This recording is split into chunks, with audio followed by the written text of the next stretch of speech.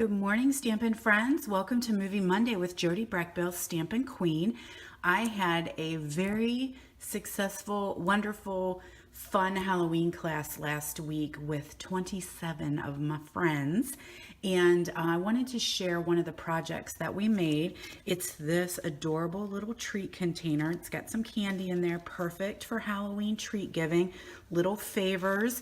It is using our Cauldron Bubble stamp set and die set, some Stampin' Blends, and our gorgeous glitter ribbon. So I do want to say this is a total case from Angie Judah. She has a video on her Facebook page or her blog maybe, and I totally copied it. Absolutely fell in love with it because look at that little kitty and that little frog. So cute. So let me show you how we did that.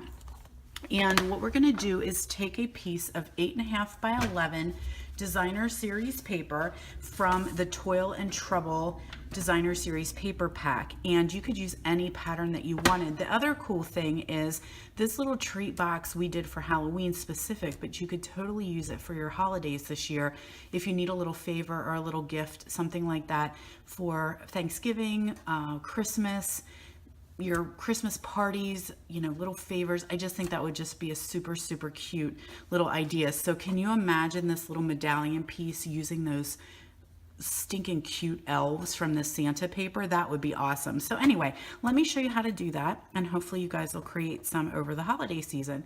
So we're going to have our 8.5 inch side at the top, and we're going to score at 1 3/4, 3.5,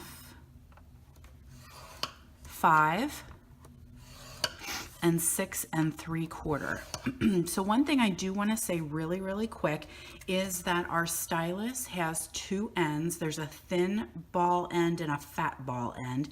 When I do designer series paper, I like to use the fatter ball on the stylus and that and a lighter pressure, just because you don't want to be real heavy handed with your designer paper because it can tear through. So that's just a little sidebar for you this morning. Now I'm going to turn, I don't know if you watched me do that, so I'm going to have the 5.5 inch side at the top, and I'm going to score at 1.5. I'm going to turn it and score again at 1.5. So that's all the scoring that we need to do. I'm going to get rid of this and get that out of my way. And then we just need to do some cutting. Now what I found in class was it was very easy to go ahead and do these score lines, kind of get them folded, heading in the right direction a little bit, because it's a little tricky to see the score lines that you create when you're trying to do your cutting. And you may find at home that one pattern on one side is a little easier to see the lines than another, and that's okay. You can totally use that side to do your cutting, no big deal. All right, so we're going to go ahead and have that cut. So now I'm looking at my paper. This is the 8.5 inch at the top, and I've got a little square right here in the middle. So what I'm going to do is just free up that and make it a flap. So I'm just going to cut straight up to the horizontal line that runs across. I'm going to turn it and do the exact same on the other side. And hopefully you guys won't hear me. I think I'm getting a little bit of a cold, or maybe some allergies are flaring up. So I got some gunk going on today, and always when I start my videos, you know, the snot starts running. So you hear me sniff. That's TMI for a Monday morning, I know. But all right, so now I'm going to flip to the 5.5 inch side. Whoops, I'm off camera. 5.5 inch side is up here, and I'm going to free these flaps right here on both sides. So this is actually the top of my treat container. So free those guys up there, just cutting right up to the horizontal line.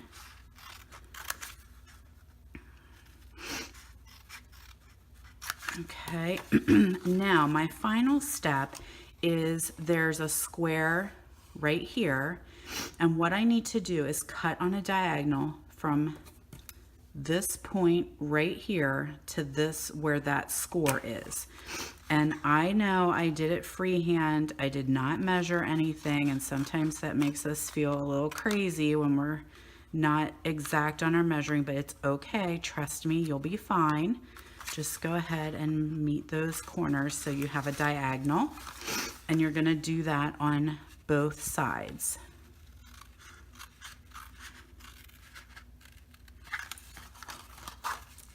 You could keep those little guys for something else if you wanted to.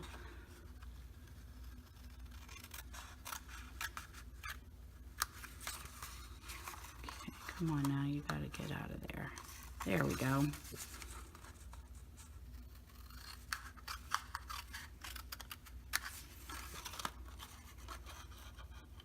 Sometimes you just need a little extra snip. So this is what it's going to look like when you're finished. And this is how your box is already starting to come together. So these are your top flaps right here. And what we're going to do is round those with our corner rounder. So we've got this triple punch, and you can see here that there's two little marks. These are the guides for your paper. So you do want to use them. Fold these guys out of your way. These guys need to not be in the way. So you'll get that in there so that you've got an edge touching here and an edge touching here. And when you punch, go straight up and down. What we tend to want to do, because we've got 3 punches in one, is we want to kind of angle that punch and just use this side. Don't worry about it. Straight up and down, and you get a nice round corner. It's made to go straight up and down. If you try and go sideways a little bit, or just push that way, it kind of frays your paper, and I don't want that to happen. So beautiful corners. And one thing we noticed in class is this is so quiet. It's a very well behaved punch. It's very quiet. You don't need a lot of pressure, just a nice little punch. Some of those old punches, like we're ready to go to battle when we're using those guys. Okay, so now we have our rounded corners. So I'm going to bring those two together and make them meet as best I can and punch my hole. So that way the hole punch lines up perfectly for our little ribbon to run through there. Okay, ta-da! So our box is coming together. So now what I'm going to do, excuse me, I'm so sorry, is on the inside, so the cauldron and the cats are the inside, these flaps right here are going to get adhesive. So these are going to be, I like tear and tape for this. The snail adhesive just seems like it is not quite sticky enough, and when I'm doing boxes and 3D projects, I don't want them falling apart. So just what I found was 2 strips are just kind of perfect, just exactly what I need.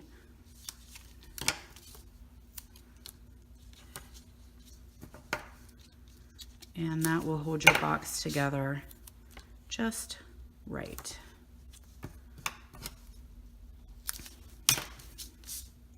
So making sure I'm doing all 4 corners there.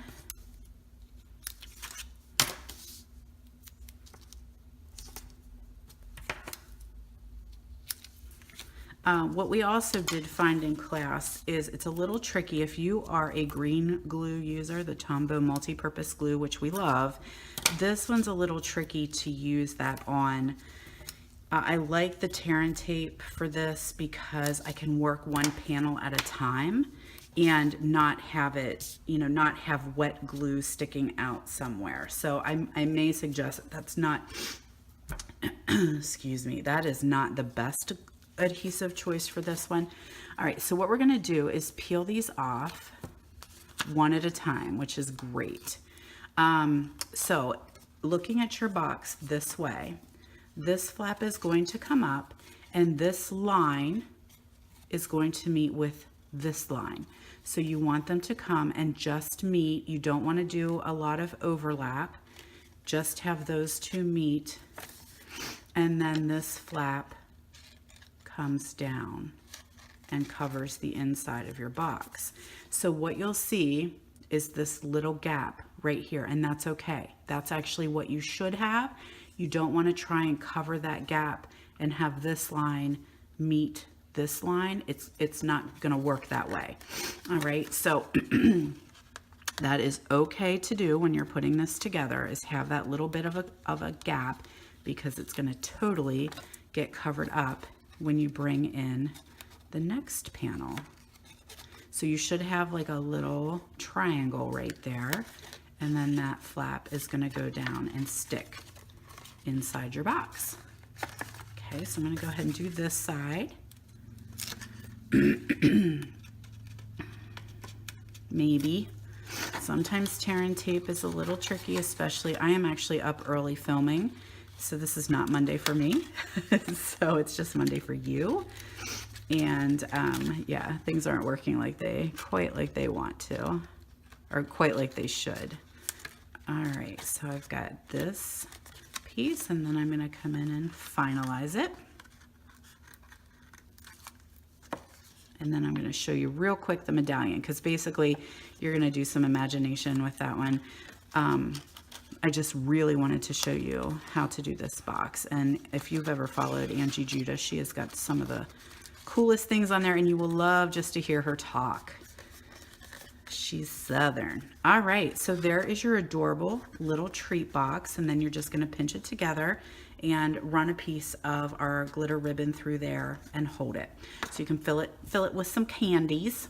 So I took some of our layering circles dies, and I cut out a basic black, I cut out a granny apple green, and then my 1 3/4 punch, I punched out a circle, and my 1 3/4 has seen some better days, so it has a little bit of a fray area on that. Now I took the trick or treat. So again, I used the trick or treat, I used the kitty, and I used the frog, and I stamped them ahead of time in Memento black ink and have no adhesive, so hold on. Okay, so I stamped those guys ahead in Memento black, little bit up and to the left, and then I'm just going to layer that onto my granny apple green. I'm going to take a couple dimensionals and put that on my black. And all I have are the minis, which is cool. You can use minis, you can use bigs.